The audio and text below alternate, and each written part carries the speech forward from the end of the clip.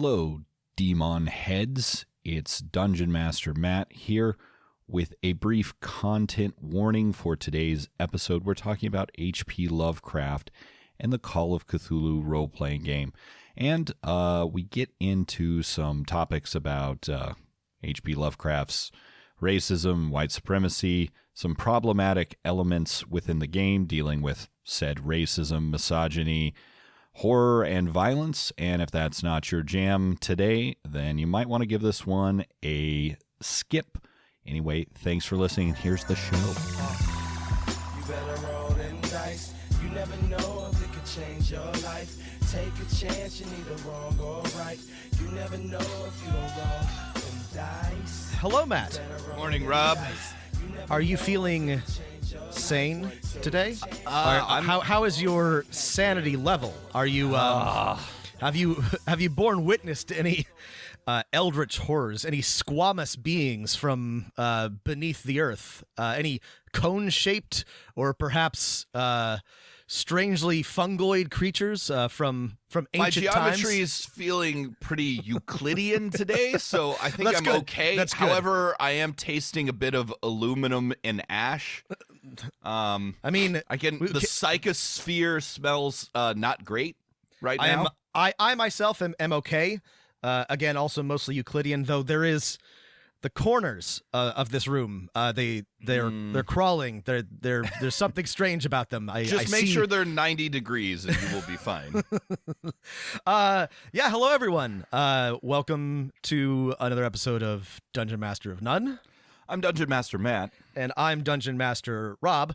And in case you haven't guessed, we are going to be talking about Your problematic fave. That's right. Your very problematic fave, H.P. Lovecraft, and of course the long-running role-playing game Call of Cthulhu, which is weird because we think we've mentioned this, but we have not actually Oh, of course, yeah. talked about it in detail. So this is a long overdue episode. And Matt is the real expert here, though Matt's run several games. I've played in several. We're both familiar with the mythos. But Matt's the Got real... a high mythos skill here. Matt has a very high mythos score for sure. So tell us, take us through the high level. Like what are we looking at here, Matt? Yeah, Call of Cthulhu is basically maybe the world's second most popular role-playing game. I mean, that's very much up for debate. But it's published by Chaosium, and it's been out for a very long time.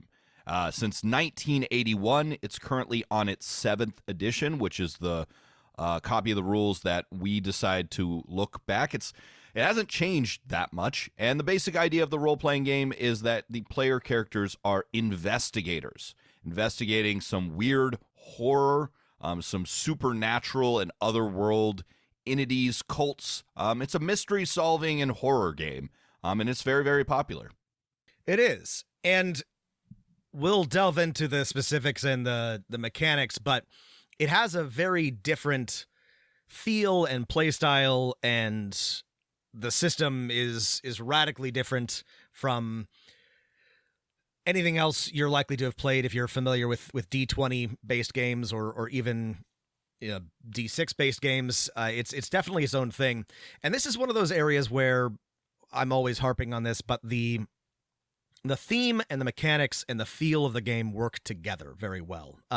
Not always to the benefit of the players, but or in a way that is fun. But this is good game design, in my opinion, in that the mechanics of the game and the system itself work to reinforce the type of game that you are playing, which is upsides and downsides, right? So like D&D, if you really want to, or the D20 I do system, really want to.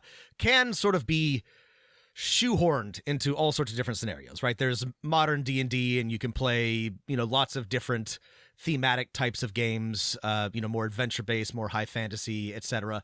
Call of Cthulhu, you really do need to play this as an investigation game, as a suspense or horror game, maybe as a noir game. But if you try to make this like a highfalutin combat, wham pow game, you're gonna be frustrated, and also all your players are gonna end up dead.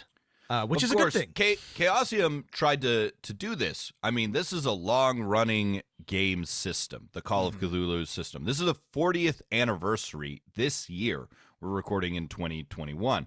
But right after they made the Call of Cthulhu, they turned this system, which is a D100-based skill system, into the basic role-playing game. It was actually predated GURPS as the first attempt at a universal role-playing system. I think Rob is pretty much correct, is that it definitely works better for certain types of play than others.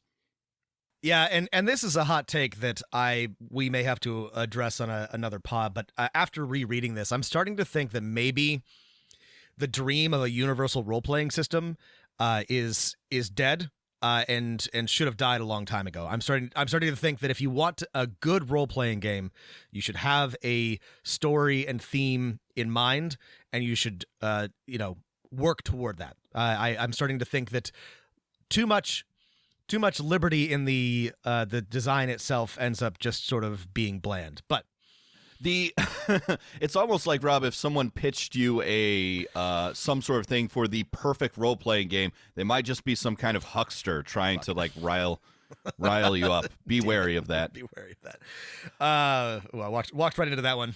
Speaking of like different systems and stuff, before we delve into H.P. Lovecraft and the mythos, when we get to the system talk, if you're very unhappy, please keep in mind that there's millions of editions like of Call of Cthulhu, the game, right? The Kickstarter raised $500,000 for the 7th edition, and it looks pretty polished. But if you're like, I do not like this D100 system, there's a Savage Worlds Call of Cthulhu. There is a Gumshoe system, which is a great role-playing game for investigations called Trail of Cthulhu. There's a Powered by the Apocalypse version. There's a D20 version. There's also other time periods, right? We're mostly going to be talking about the default time period, which is the Jazz Age. But there's one set in the 90s. There's one set in ancient Rome. There's one set in a more pulp feel 30s. There's one set in the 1880s and 90s called Gaslight. There's a modern system. There's just a ton of sort of different options on how you could approach Call of Cthulhu. And these games, in my opinion, work pretty well in a more what?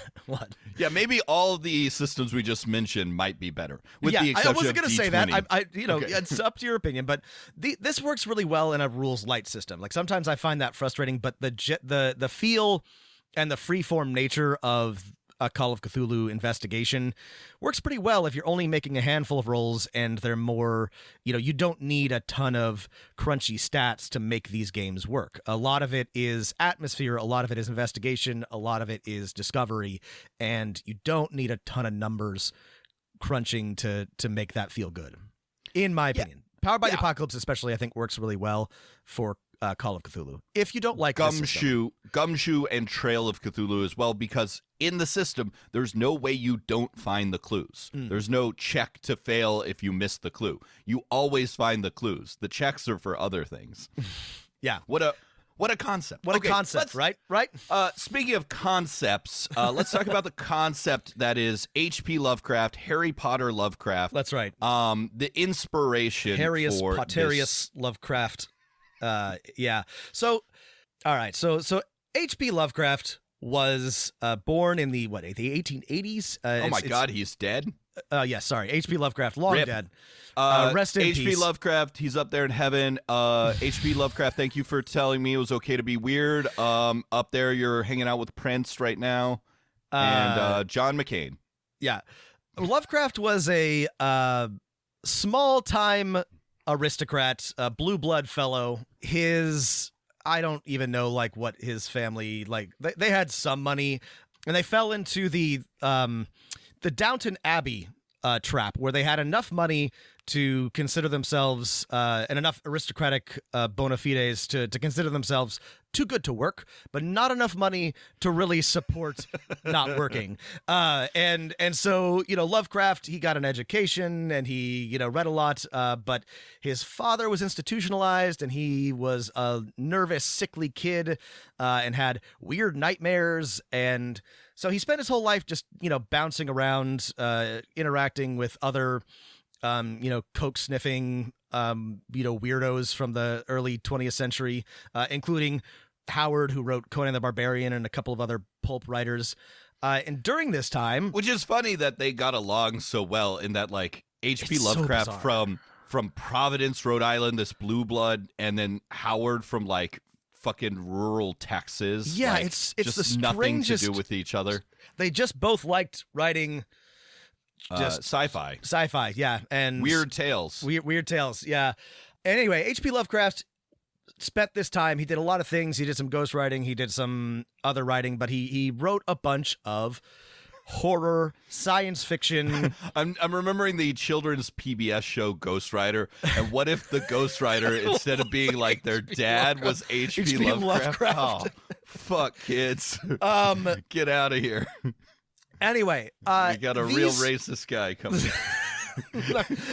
Ghost Rider, what are you trying to tell us? Italians and Sicilians are taking over New York? Hold on. These anyway, so he wrote a bunch of these horror tales. They were horror stories. They were published in Weird Tales, I think almost exclusively. Yeah. Which is a pretty rad, like, early science fiction fantasy pulp magazine, where a lot of things like Howard's work and some of the Barsoom stories, I think, were published in Weird Tales. Don't quote me. I don't remember if that's actually true. But a bunch of the early science fiction, fantasy, horror writers got their start in Weird Tales. And he died young of cancer and, Bright's disease? I don't know. He was a weird dude. And I've been dancing around some of the specifics, but anyway, you know what? Matt, anything that we want to say about the man himself before we delve into his creation? Oh, I mean, I think we have to say a little bit about the man himself. Like, okay. he was deeply weird. He was also like deeply uncomfortable with people of other nationalities and races. Yeah. He was a like committed racist. Yeah. So that went maybe even beyond the attitudes of the time for an upper class white person. So I guess we should probably like get this out of the way first. And that's that. Yeah, he was like a racist, and probably more racist than his peers. It's like a comics comic, It's like other racists really respected him.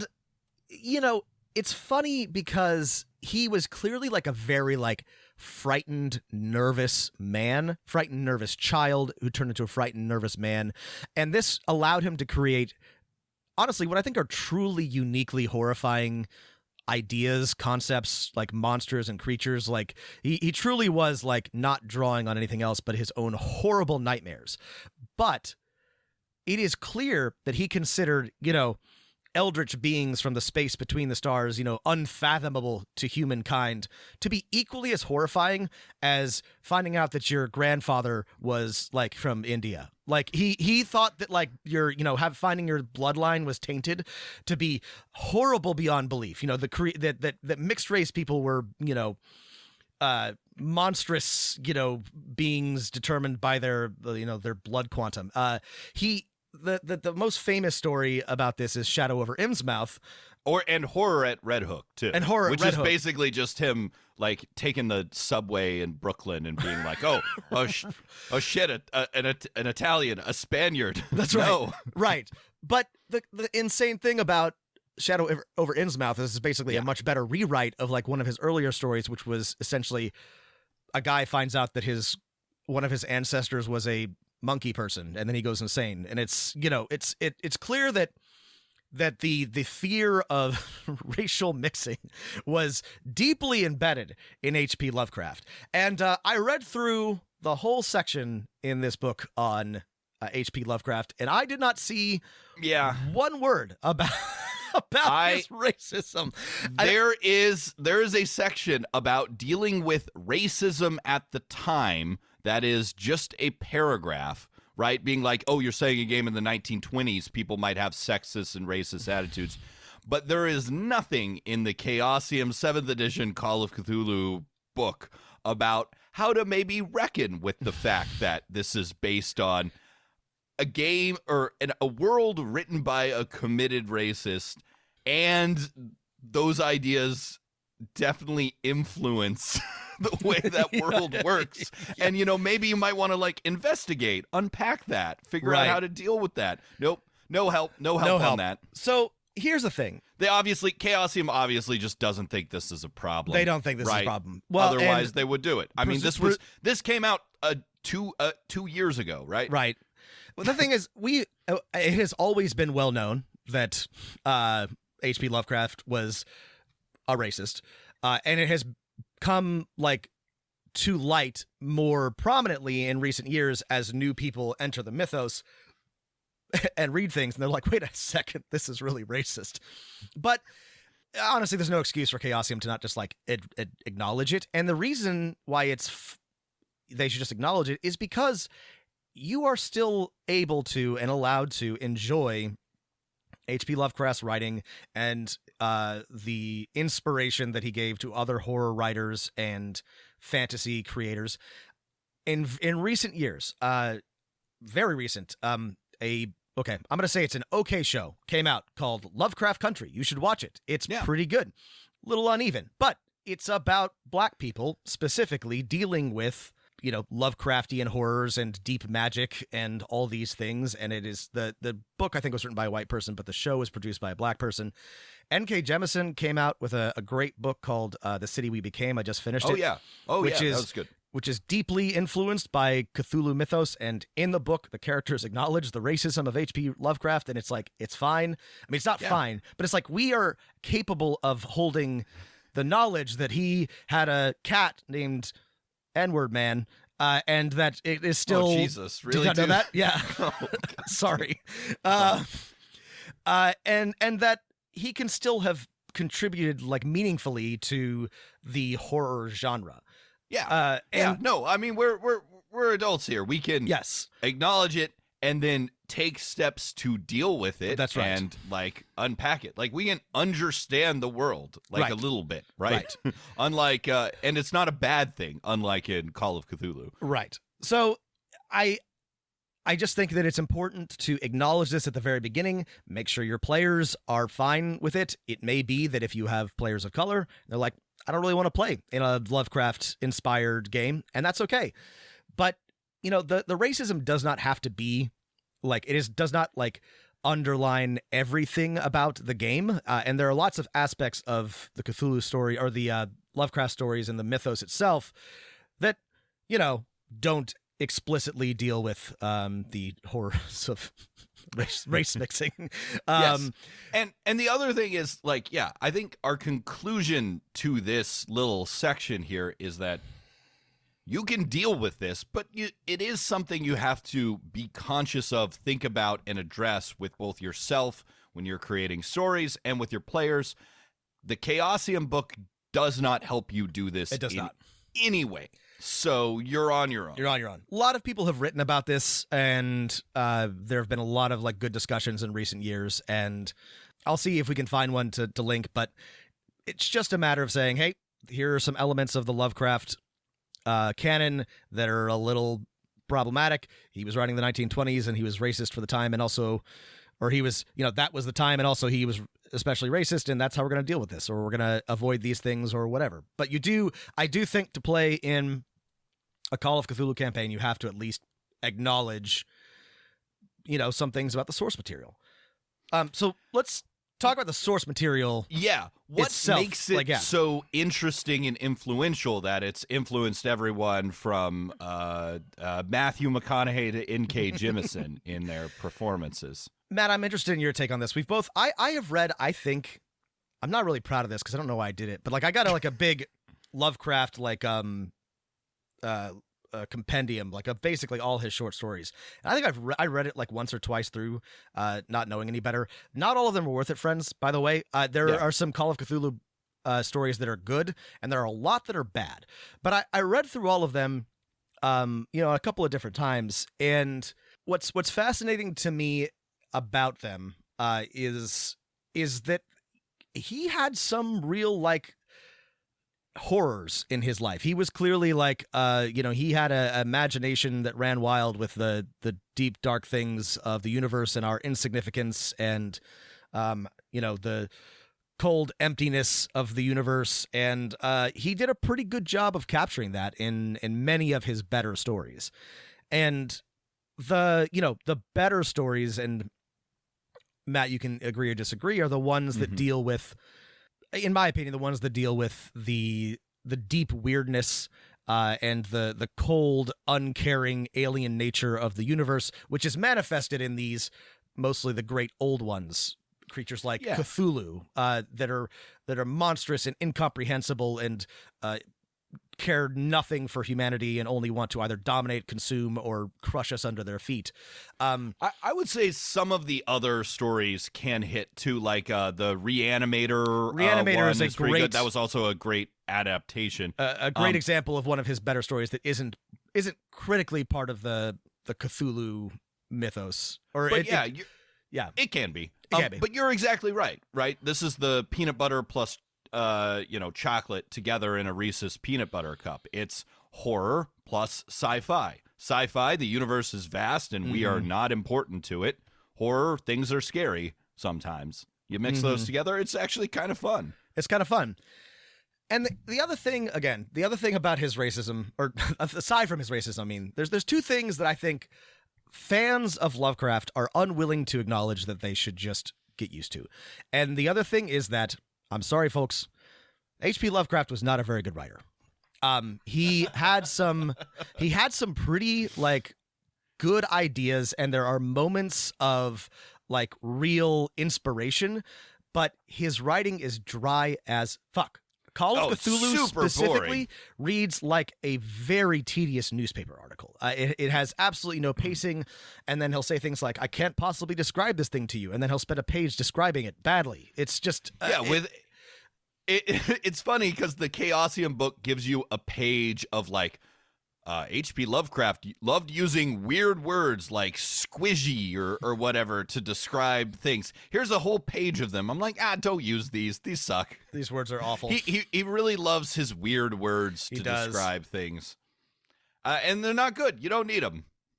But use normal words. I think what he does deserve credit for is that he really this came out of nowhere, right? This isn't based on in reading. I mean, he read, and some of his inspirations are very interesting, but this is pulled wholesale from his nightmares or from his imagination, Cthulhu and all these creatures, which are now basically part of our shared cultural experience.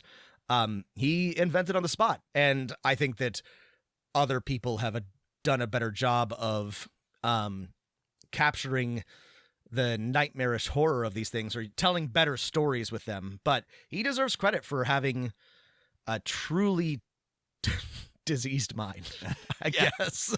Yeah.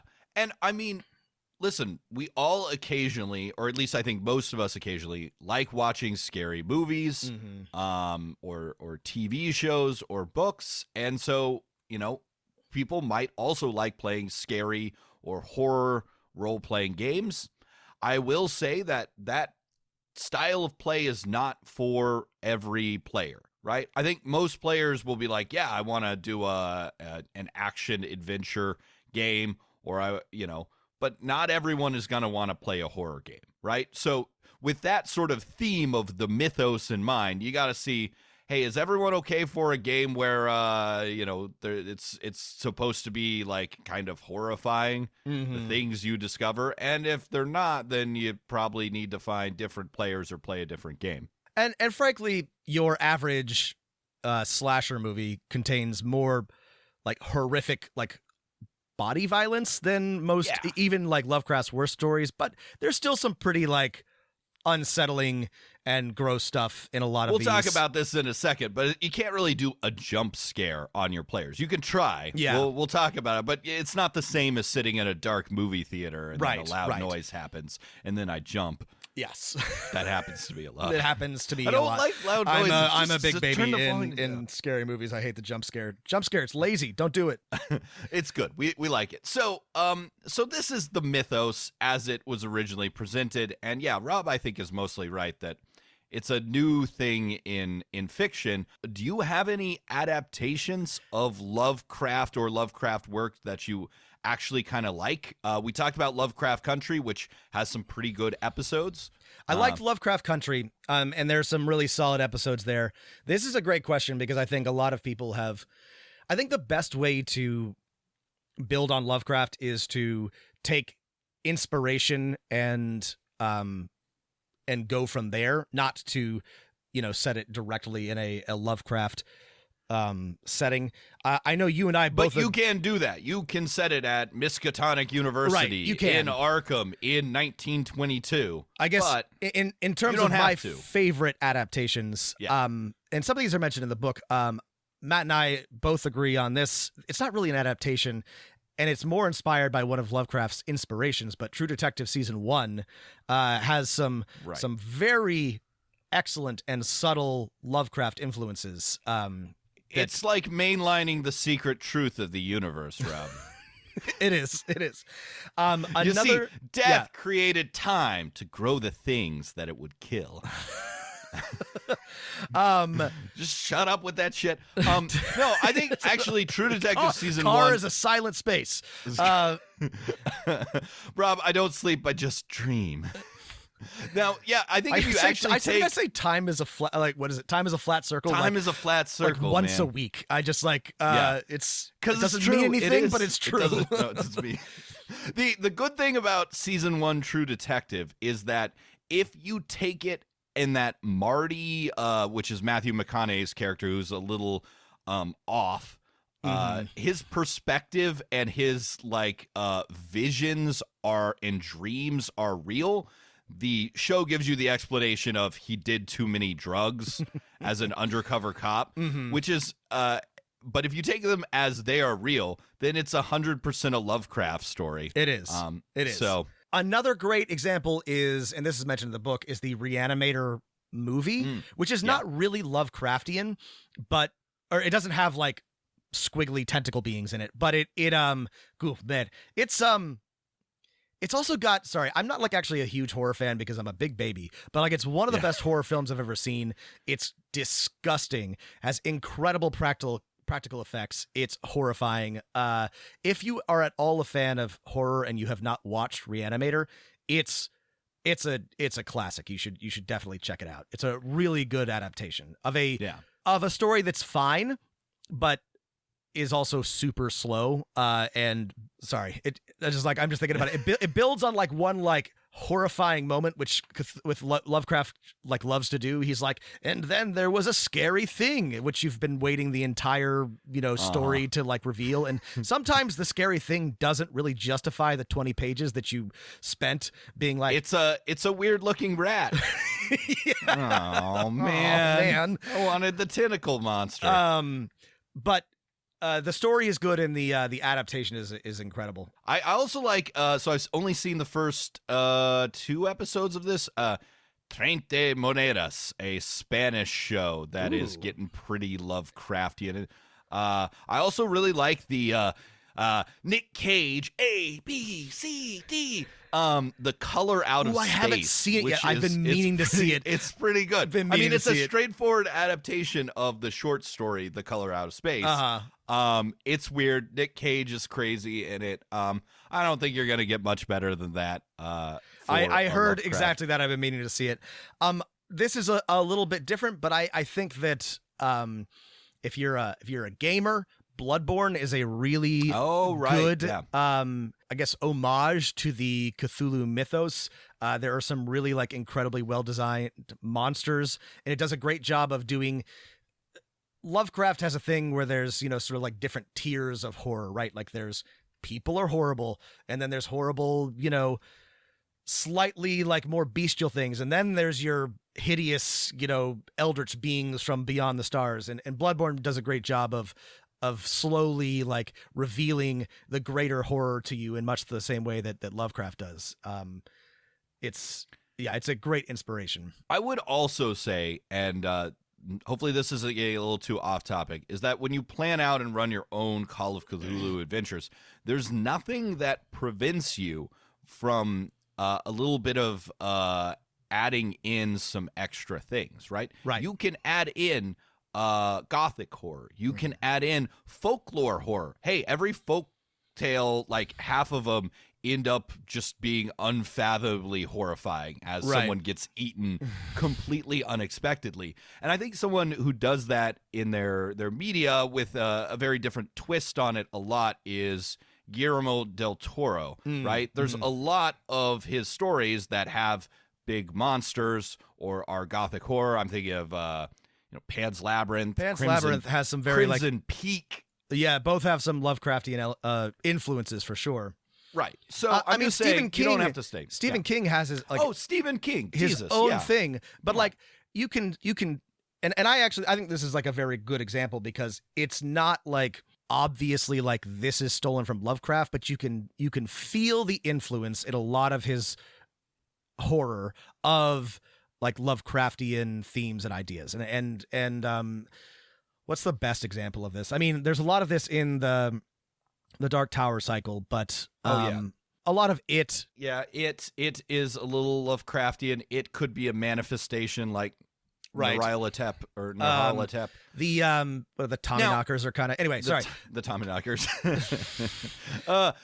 The other thing is, I mean, even his non-overtly Lovecraftian things, like even, like the fucking Shining, right? Right. His approach to psychic powers feels very similar to Lovecraft's approach to psychic powers. Well, the point is basically all modern horror has these influences, including Dungeons & Dragons, right? Dungeons & Dragons, right, was written by people who had read some Lovecraft and put some of that shit in there. I mean, in one of the original books, they had Cthulhu and Yog-Sothoth, and they're like, shit, we got to take this off. We don't have the rights to this. And that's an easy thing to add into any of your D&D campaigns. I tend to, again, as I'm trying to increasingly threaten my players in almost any game, it tends towards, Lovecraftian. You got to get real, big and weird and alien to create that sense of dread. And I tend to fall back on this a lot, to be honest. I would just say that, overall, the best horror movies have tended not to be the Lovecraft ones. The ones we talked about are the exceptions. They're sorry, go ahead. Oh, I was just going to say, but if you take your favorite horror movies, The Thing, Midsummer, Invasion of the Body Snatchers, you mentioned It, The Witch, The Witch, right? All of these can become part of a Call of Cthulhu game or inspiration from them. There's no reason that they can't. Well, and sorry to take this into the history nerd territory, but I like one of the really interesting things about Lovecraft is if you step back, you can see that this is written by an aristocrat, like in like the deep throes of like early modern or like early 20th century, late 19th century, like scientism, like eugenics and early psychology and Aleister Crowley type investigations into chaos magic and bullshit like that. Like the tales involve some magic with a CK and obviously like a lot of like early concepts which are now debunked, and not just the magic thing but a lot of the early science. But you can see their influence, and it makes for kind of an interesting game. Matt, you can cut this, and I know this may be controversial, but I really like the Chapo Trap House actual plays of Call of Cthulhu because they're just making fun of it. Because they're making fun of the time period, and like one of the players is like a phrenologist, and one of them's got like a little like pinky ring full of opium that they sniff, and this is the truth is like this is like very accurate to the the sickly, weak-chinned, aristocratic society that Lovecraft lived in, and all of his characters are. There are no working men. That's not true. Sorry, I should not say this. I can't actually prove this, but like just about everybody in Lovecraft stories, and this isn't a criticism, but they're like a journalist or a professor or some other like a lot of professors, professional managerial class losers, and they're all like very like weak and sickly and cowardly, and and this is good because they get their brains turned to Rob, mush. if you're a coal miner in the 1920s, you don't have to deal with this shit. Which is why when you create a Call of Cthulhu character, you should make a coal miner. Well, and I tweeted about this. I don't know, but like canonically, the best way to survive an encounter with an eldritch horror is to be dumb as shit. And so I would encourage you, if you're playing an investigator, to make your investigator dumb. Make them just like unable to comprehend anything, much less the horrors of the universe, and they'll be fine. Well, since we're doing things we might cut, here's my last recommendation for other things to read, which I don't actually recommend. But the only H.P. Lovecraft inspired thing that I've read that was actually scary to me, right? It was actually horrifying, and this comes with a huge content warning of racial slurs, of extreme and graphic gore and sexual violence, was Alan Moore's Neonomicon and Providence graphic novel series. I have not read that, though having read other Alan Moore, I am not surprised to hear that it is like... Oh, it's got graphic sexual violence? It's horrible beyond imagining. Listen, if there's anybody who has actually experienced Lovecraftian horrors or has done chaos Alan magic, Moore it's Alan Moore.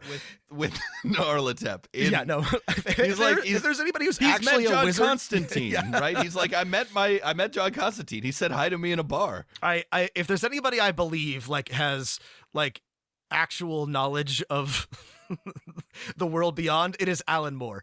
So since we're probably going to cut this, I'm not cutting this. I'm leaving this in. We'll just don't read it unless you're willing.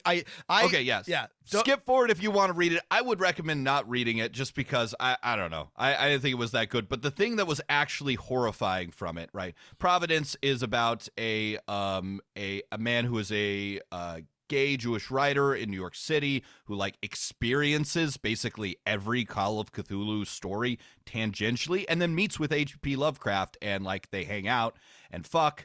And then H.P. Lovecraft is mean and racist and homophobic to him, and he leaves, and he like starts going insane. It picks up at the present day or in the near future with the stories The Courtyard and Neonomicon, in which the FBI is investigating some serial killers. There's some copycat serial killers. Nyarlathotep shows up. His name's Johnny Carcosa, which is pretty great. Pretty good. There's basically a lot of sexual violence, and one of the FBI agents basically becomes pregnant with Cthulhu himself, and it ends with the world ending.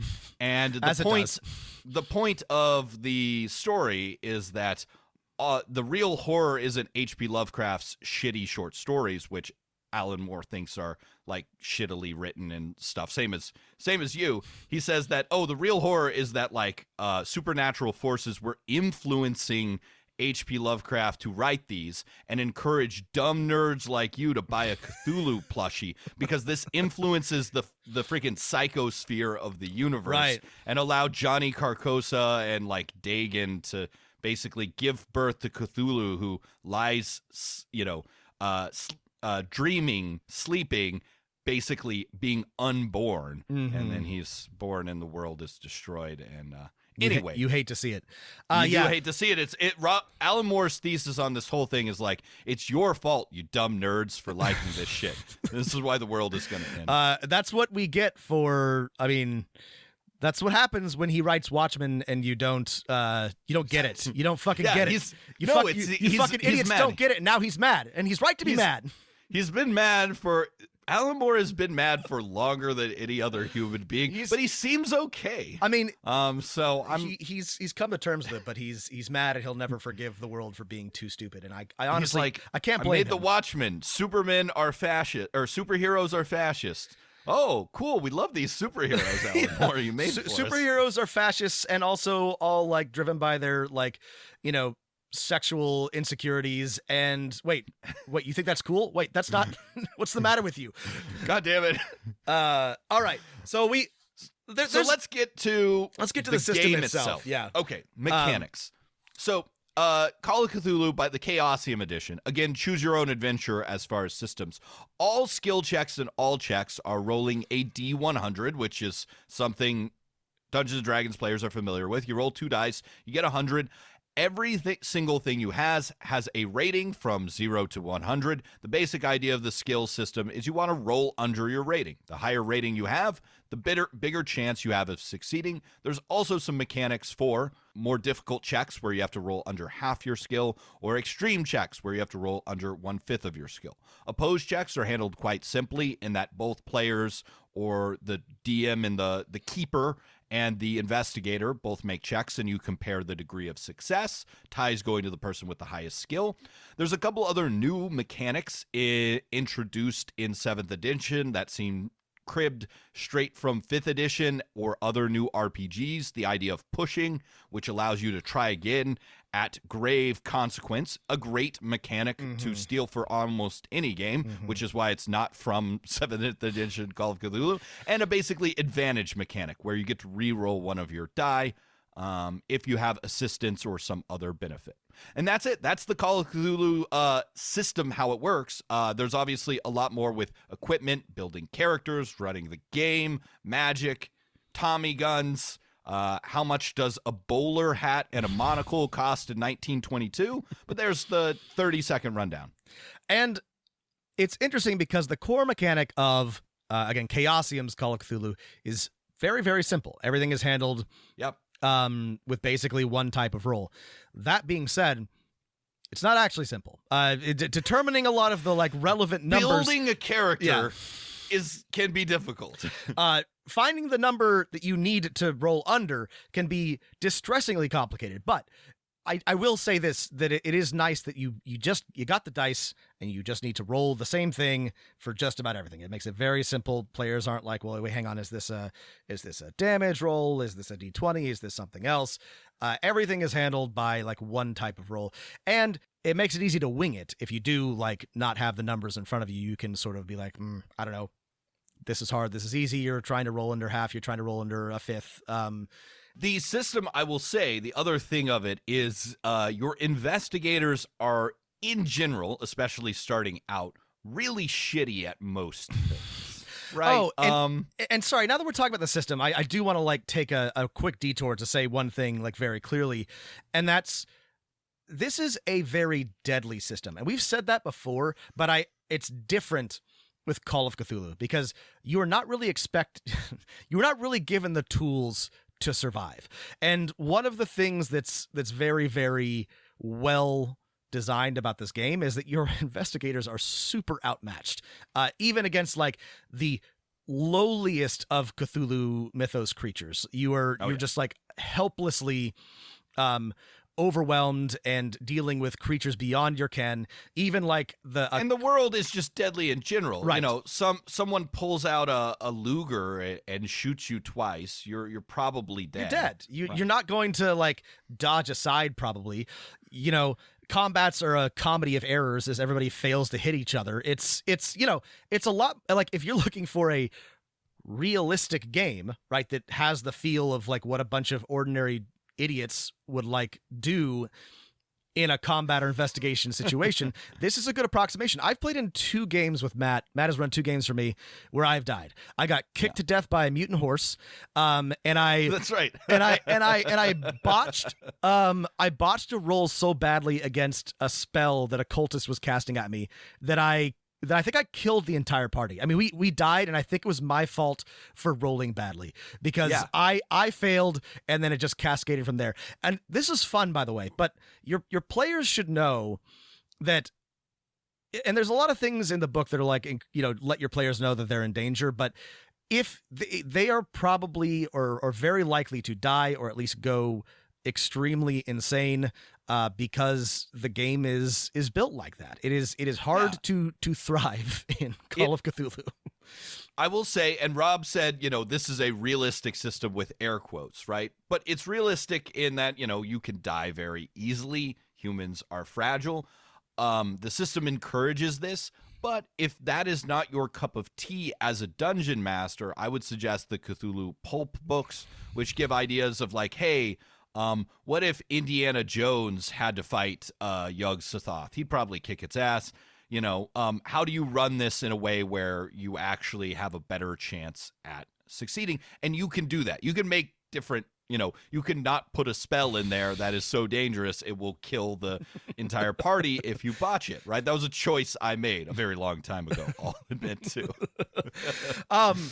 Yeah, and you can play in a Cthulhu game and have your players be competent, but the Chaosium version, you can get to competence, but even when they get there, it's still very easy to die, it's still very easy to fail, and even a low and mid-tier monster is going to be a threat to your group of investigators. I find that fun.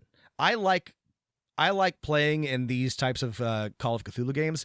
However, they tend to be short runs or one-shots. I don't really get attached to my characters because I'm having fun with the investigation. I'm having fun playing somebody who is doomed to go insane or be consumed or something like that, because that's an enjoyable departure from being a badass adventuring hero. But it is not something I play with a lot of consistency. So if your players are not going to love that, definitely don't go with the Chaosium, because there's other adaptations of. Yeah, you use the Savage World. You can totally be a gunslinger who just blasts deep ones in which is with cool. Headshots. Which is again, like that's the Bloodborne, that's the Lovecraft country. There are different adaptations of Lovecraft that do not have the same "you are hopelessly outmatched and the universe is arrayed against you" feel. Chaosium tries to capture the original Lovecraft mythos feeling. It's set in the 1920s. Everybody is not that tough or well equipped, and everything that you encounter not is designed for doing the things that they need to do, right? Every character is like, well, I'm a librarian, right? I mean, which is very useful, don't get me wrong. Library use is one of the main skills that you'll need in this game, but yeah, you're not. It will not not gonna help you defeat against an insane cultist with a knife or a deep one, or God forbid, That's why you have one person in your party who's a football player with like a turtleneck and a little leather That's helmet. Right. The other thing I want to mention about the mechanics, Rob, one thing that I kind of like is that experience, at least for skills, is awarded by checking a skill, right? When you succeed on a skill, you get to put a nice, fun little check mark on your character sheet. At the end of the session, you have a chance to then level up that skill.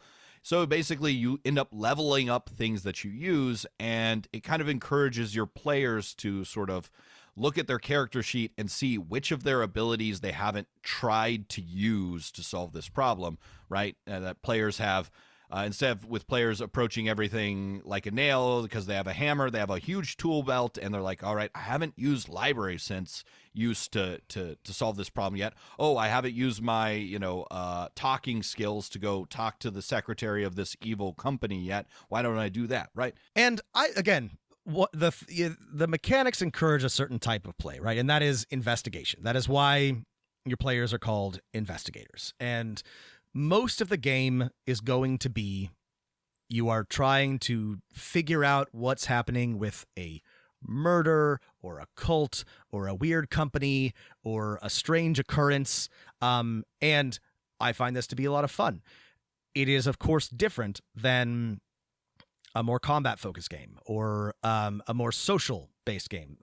Social role-playing is a part of Call of Cthulhu, but a lot of it is your players trying to find clues that you have dropped and put them together, which is a lot of fun, but it's a different type of playing and it's a different type of game mastering. Before we get to some other concluding thoughts, there's a couple other topics we need to dive deeply into, which is, I think, how to run an investigation, something we've talked about before, but I think this book has some advice, and sort of talking about what dungeon mastering advice exists in Call of Cthulhu that is actually good advice, and then the sanity system. Yeah. The most problematic part, other than the not talking about the races of the game. So where do you want to start with the rest of the stuff? Well, let's talk about running an investigation, because we have mentioned this before. We talked about this a lot after I did a postmortem after we reviewed Waterdeep Dragon Heist, which is largely a big investigation. And the truth is that as obvious as you think your clues are, your players, they're not obvious. Your players may not put it all together. That's okay. And we discussed a few different ways of dealing with this. I think, and the book has some good advice for this, but the best advice is to have twice as many clues as you think you need. Just more clues than you think your players could ever conceivably need, and more leads to follow until they put it all together. I think the best advice in this book is something that we'll get to in a second on their dungeon mastering advice, which is how to set up an investigation that can easily be solved. Sometimes we get so in our own head as dungeon masters that we write these mysteries that untangling them, unless you're starting from the beginning, is just impossible. And it gives you a good sort of way to do that. The other sort of thing is, so this is an investigation game. It's also a horror game. Here's a kind of philosophical question I want to ask you, Rob, which is, does horror actually really work in a role-playing game? Can you be scared? Is that the point of horror? Like, what are we actually trying to accomplish as we're sitting around a table or on a Zoom call with our friends, right? We're not trying to jump scare each other. What does horror, mean to you? Well, and that's a good question. And I would say that suspense is very possible in a game. I'm not sure that being frightened is possible, but I mean, even in a normal D&D game, I am able to like make my players nervous about opening doors or descending into a dungeon, concerned about what will happen to their characters. And so, no, you cannot we've all tried it. It doesn't work. You can't say, and then the door opens, and there's a horrible eldritch being with thousands of tentacles. Doesn't work. So many eyes. You're not going to scare them. They're not going to be frightened. Like, no matter how good your description is, no matter how tremendous of a storyteller you are, your players may be thrilled or excited, but they're probably not going to be actually scared, which is okay. This isn't the Amity horror or, where there's a creepy nun or a little girl in a mirror that scares you in a dark movie visual theater. and auditory. It's very hard to capture that in a game. You can set horror isn't just about being actually scared in the moment, right? It's about what you were talking about, right? It's about suspense. It's about sort of a nervousness that you yourself are kind of isolated from. Like, I'm nervous for these characters, right? And to do that successfully in a Call of Cthulhu game, I think you just need kind of a couple of things, right? First, obviously, you need everyone's buy-in, right? You need people they want to play a game with some level of horror. And I think the most important thing is just foreshadowing, right? It's that, your players are scared to open a door. Why? Because you've foreshadowed that there can be scary things, right? That there's something else going on. Players getting little tastes of bigger things happening, right? That builds suspense and anticipation, right? It's about anticipation. Right. Well, and you can be creepy. You can present things that are creepy or unsettling, right? That will build that fear, right? And don't lean too heavily on them. Like, your players are not going to be impressed by a symbol scrawled in blood. But if you just casually mention it and, leave it to their imagination, or if, they defined a body part or some unspeakable statue, of a creature they'd never seen before, over time, these things will build in their imagination and cause, again, suspense and concern. But you should not be trying to frighten your players with descriptions, because it will not work. Rob's point of they open a door and Azathoth is on the other side is a perfect example of what doesn't work, right? It's not scary to be like, oh, I know Azathoth was there, now he's there, oh no. But if players are given hints throughout a 3-hour-long session that an evil or a creature is coming, right? And then they're suspenseful, they're waiting, they're nervous, and then it shows up, right? That's sort of what you're going for there. Which is, by the way, the mark of a good horror movie as well. The ones that insist on bludgeoning you with jump scares every 30 minutes to keep you less is more, right? The longer, the more suspense, the better, right? The longer that the horror movie can drag out the what's actually happening here without relying on cheap tricks, the better. I think you just need sort of. The other thing is, right, you have that suspense, but you also need an urgency, right? Having some kind of ticking time clock for an investigation and for horror is important, right? Because it's saying to the players, eventually something is going to happen, right? Good or ill, right? And Right. you've got to move. So, I would say steal from horror movies that you like, steal from true crime novels and stuff like that, because these are investigators. And, there's some decent advice here on how to do that in Chaosium's book. Yeah. All right, we can't put it off any longer, Rob. We got to talk about sanity. Okay. We got to talk about sanity. Yeah. So it's problematic. It's not a good understanding of mental health or being mentally unwell or being mentally divergent. Duh. Yeah. So it's like as the rule is written, right? You can basically see something scary, you roll on a table, and now you're like you have lunophobia or something. You're selenophobia. You're afraid of the moon, or you like some occultist cast a spell, and now you have ADHD. Like the human brain doesn't work like that. Is that scary? Yeah, I don't know. I don't like it. So let me be generous and say that I get the idea that the human mind cannot comprehend the horrors of the universe as they actually exist, right? I like this concept. It's a good thing. What's awful about sanity as it exists in the Chaosium RPG and is sometimes, transferred to other games is the idea that this will somehow result in you manifesting schizophrenia or agoraphobia or like any other, like, these are not things. I mean, a schizophrenic person is not like necessarily insane in the way that the game presents it, and also that's just, there are better ways to model the damage to your mind, right? And maybe it's just like sort of like a trauma gauge, or like you have like a certain level of PTSD, like and rather than I saw a scary monster and now I have rolling 1d100. Oh no, gynophobia. I'm afraid of women. Like what? Like there's a list of manias. This is just so like.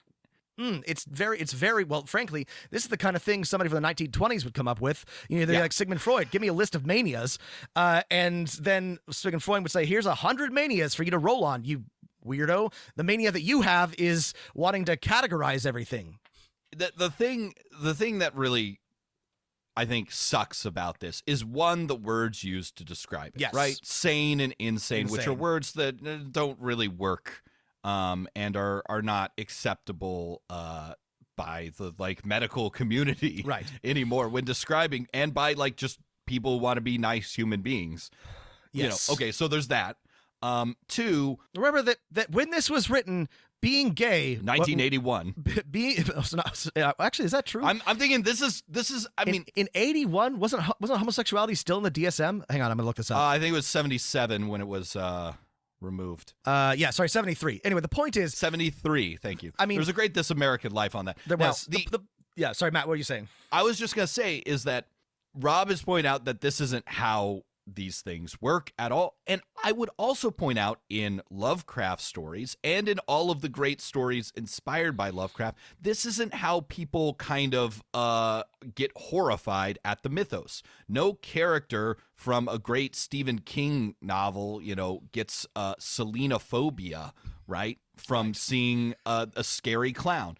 Now, the other thing I say, I think you were hinting at this is already, is there's not the fix for this, I don't think, is that hard, right? In that many games that we have played and talked about on the show have a stress mechanic, have a will mechanic, have a strain. Strain is, I think, my favorite word, right? It's basically an HP pool for your mental fortitude, right? It's gauging you as a human being, your fight, flight, or freeze response, right? And a lot of times in the H.P. Lovecraft and basically every horror movie, right, characters flee when they should fight, or fight when they should flee, or freeze when they don't want to, and that's a thing that happens to human beings, right? And that's in this, right? The failing a sanity roll means that you first, and this is just the first part, is that you jump, you cry out on terror, you do something you didn't mean to do. In combat, you might like run, flee, grab a, cover from somebody, or just freeze. A lot of systems have this. Burning Wheel models this pretty well. This part is fine, and I love this for a lot of games. I wish that I think more games should include the mental strain of combat or dealing with bad things, because I think it's another aspect of human experience, and it's a good mechanic to include. When it becomes weird is having like an entire sanity score, and then you can then go insane. If this section ended with here's what happens when you fail a sanity roll, that would be fine. It's just if you continue to lose sanity, then you acquire a specific phobia or some other, like, again, deeply problematic idea of like what happens when you see too many scary things. Like, now, yeah. And see, the thing is, the phobia and the other stuff sucks, because to me, the Lovecraft style horror, what happens to characters in Lovecraft and other stories when they've been exposed to too much of the truth of the universe, is that the real horror is that their heuristic for action and perception has changed to something unrecognizable and monstrous. They no longer see the universe, they never see a field with happy flowers and children playing, right? They see something else, right? They're heuristic. They don't treat people with the same dignity and respect anymore. Their heuristic has changed, and that's the true horror, right? You're no longer acting like us. A great example of somebody who has seen too much is Rust Cole from True Detective, right? Exactly. He's seen too much. He's got PTSD, right? Yeah. He's got PTSD, but like he drinks too much. He doesn't sleep. He's a little bit like weird to be around. He's not like, he hasn't like developed. He's pessimistic. He doesn't have relationships with other human beings, right? But like, even though like he's clearly he has like no self-worth, really out there, like he's still a functional human being. He's still like not like, I'm sure a psychiatrist would have all sorts of things to say about him, but like his response to seeing that is to drink too much, stop sleeping, to be weird, and to like have trouble relating to other human beings. These are capable of being modeled in a game without this, again, deeply problematic understanding of sanity and insanity and rolling on a phobia table. Right. I can't believe they kept this in. I cannot believe they kept this in the year of our Lord 2019. Who is in charge over there at Chaosium? I feel like it's the same people who's always I'm pretty been sure in it's charge always over it. it's the same people. It's the company has a lot of inertia. It's been going for 40 years. Call of Cthulhu is the only system I think of theirs that has ever really made any money, and it's made them a lot of money. Again, this game is incredibly popular. This is in many countries. I think there was an article about how in Japan, Call of Cthulhu is more popular than Dungeons and Dragons. Oh, interesting. And again, the thing about the sanity system is it just really sucks, and it's the thing that people talk about with this the most. And it's also it's not just fun. It's like it's bad, and it's bad for like being fair and equitable to human beings and understanding like different types of people. It's also not fun. It's a bad mechanic. It's terrible on multiple levels. And again, every system from Shadowrun to Genesis to Savage Worlds has basically a mental HP pool, right? Whether it's stress or strain or will, right? And those mechanics work just fine for dealing with this stuff, right? You don't need the sanity pool. You don't need your player characters going, "Oh no, I saw the dead dog on the street. Its guts burst open. I fall on the ground and roll." Like, come on, man. Yeah. So listen here, HP. And also, the book itself has sort of, instead of going insane, right, it has a description of something called Mythos Harden on page 169, which is basically describing what I would want to describe with a character who has maybe seen too much, right? There's a paradigm shift in their personality and comprehension of their place in the cosmos, right? That's what the horror is about. We're insignificant in the universe.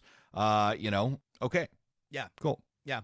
So I would cut this rule. I would adapt it. But as it is, it sucks and it's bad from a lot of different perspectives. And it's given that it's such a core part of the game, it's very unfortunate that it is.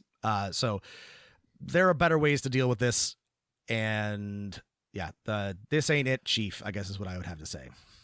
Let's wrap up on something positive, Okay. and with a quick discussion of the dungeon mastering advice in this book. That is also something I'm positive about, because this book is maybe the first role-playing game and core rulebook that I've ever read that is clearly oriented toward, well, in this case, the keeper or the game master. So much of this book is how to run a game, and I appreciate that. It's almost mostly, here are the tools you need to run a good game, and it's it's good advice.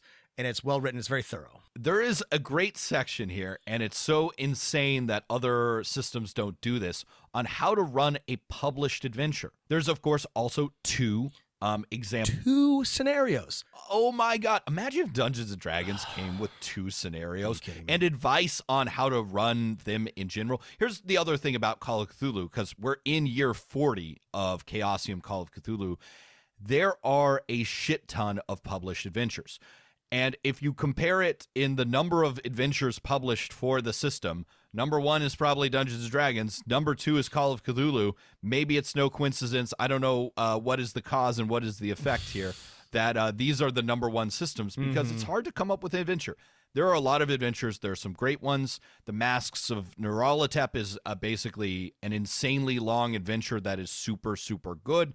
Critically acclaimed. I absolutely love the free adventure that comes with the D20 version of the rules by Monty Cook, published in 2002 or something like that. I've run that one 4 or 5 times. It hits every time. But anyway, the Dungeon Master section, or the Keeper section of this, gives you great advice for how to run a published adventure. Read through the whole thing. Okay, now read through it again in detail. Okay, now take some notes. Okay, there you go. It's very, very, yeah. I really appreciated the thoroughness of this book. I guess this is technically a review. We usually tell you whether or not you should or should not buy it. If you want to run this game, you are getting your money's worth as a GM by buying the core book. You will have absolutely. 2 scenarios and everything you need to run it. You will not need to buy another book. You will not need to, there are supplements which are fun. You'll need to buy Cthulhu Invictus if you want to run a Cthulhu campaign set during the Julius Caesar Pompey Civil War. There are supplements that can be worth buying, but you don't need any of them. That is an advantage that it has over a lot of systems. The other thing, and I think we mentioned this before, is that this is the 7th edition. There's a lot of published adventures. Those are both good things. Most of the published adventures are from previous editions.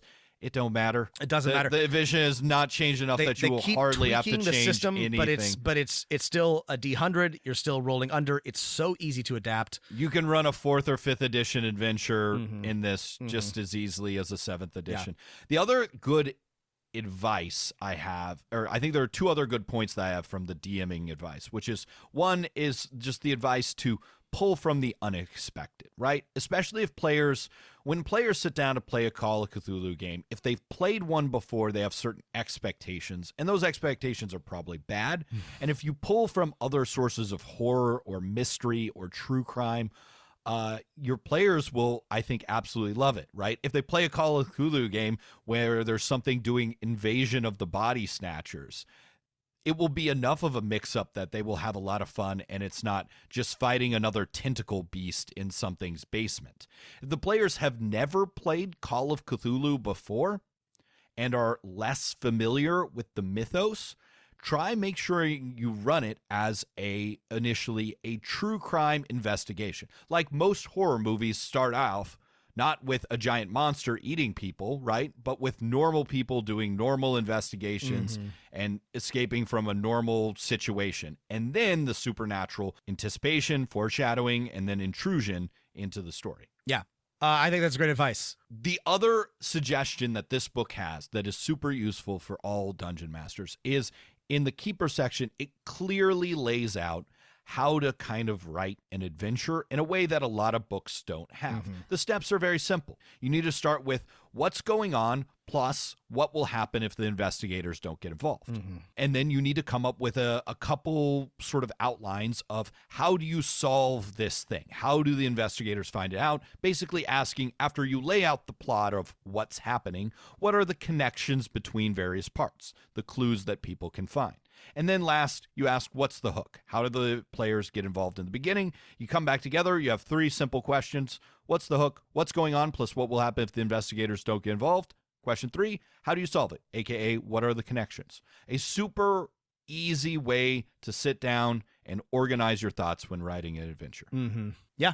Here, the other thing is, this is an enjoyable book to read. I think a lot of the ones that we have reviewed recently frustrated me in one way or another. There are some organizational issues that I have with this one, like all books, but it's mostly intuitive. Everything is informative. There's some repetition, but I didn't waste my time. It wasn't like frustrating or confusing at too many points. It did make me want to like run or play in a game again, borrow and steal. But Call of Cthulhu is a very like, if you're interested in, I guess, leveling up as a DM or a GM, it's a good thing to read. It has a lot of really good advice. It's very thoughtful about what makes a game fun to play and what the challenges are in running it, and how to approaches to dealing with that. And I think it's very, very useful for when you're trying to think about designing or running your own adventures. Cthulhu and the mythos and H.P. Lovecraft are baked into a lot of the bones these days of sci-fi, horror, fantasy, from Dungeons and Dragons to fucking Game of Thrones, right? Has a gajillion mythos references and themes in it, right? What is dead may never die, the Church of Starry Wisdom, et cetera, et cetera. Like, it's inescapable. The game itself it's a good game, right? It's been a titan of the hobby and the industry for 40 years for a reason. The 7th edition is a solid core book. It has everything you need. The layout is wonderful. The art is great. It looks nice and reads nice. It doesn't deal with the issues that a reasonable person would want to deal with when reading this book. The racism inherent in some of the stories and how to adapt with that. The sanity mechanics are basically, they feel like something from the 1920s, right? And the core mechanic is still kind of clunky, still kind of like not that fun to play. So you may want to take this and then use a different system, because we've mentioned several that are better, but the book is useful. The in a lot of advantage ways. is there's 20 other systems you can play this with. Right. I would just say if you're running a Call of Cthulhu game, at least based on my own experience, right, it's really important to get the buy-in of your players, to definitely use all of the other RPG safety tools that we've talked about, just because I don't know if there's something about horror that, like, as a genre, I think there absolutely is, right? That, you're more likely to need the safety tools than before. You always need them, but you need them even more than always here. So yeah, absolutely. I've seen the dark universe yawning, Rob. Yeah, where black planets roll without aim, where they roll in their horror unheeded, without knowledge or luster or name. And I've heard the howl of the hounds of Tindalos. They are coming for me. They are scratching at the walls. They are crawling between the angles of my unfortunately not 90-degree room. And it's lunchtime. I could use some chicken Tindalos. All right. Thanks for listening, everybody. If you have thoughts, concerns, questions, if there's something else you want us to cover, Matt and I we mentioned we're going to try to be covering some. Man, we got a lot of horror to talk about. We got a new Ravenloft book coming out. No, we gotta go back and do the old Ravenloft books. Domains of Dread, Realms of Terror. Got lots of things to talk about, so we'll be trying to cover that. But yeah, thanks for listening, everybody. Rate, review, smash that like button. Rob, this episode is like somebody's memory of a podcast, and the memory is fading. That's right. Smells of aluminum and ash. Thanks, everybody. That which is dead may never die. And wait, sorry, I got it wrong. Something in relay. Oh yeah, we forgot to say all the funny words. Fthagan, yeah, Cthulhu relay, Cthulhu Fthagan, ya. I like the ya part. Anyway, Yeah. keep rolling them dice, everybody. Hey there, Cthulhu, down there in your sunken city. You're a billion light years distant, and the stars look very pretty from Relay. So close and yet so far away. E-A. Cthulhu Fthagan, or is that Cthulhu Ftine? I can never quite remember, 'cause I'm not in my right mind since I met you. No one corrupts the way you do. You know it's true. Oh, it's what you'll do to me. Oh, and all humanity. Oh, you'll rise up from the sea.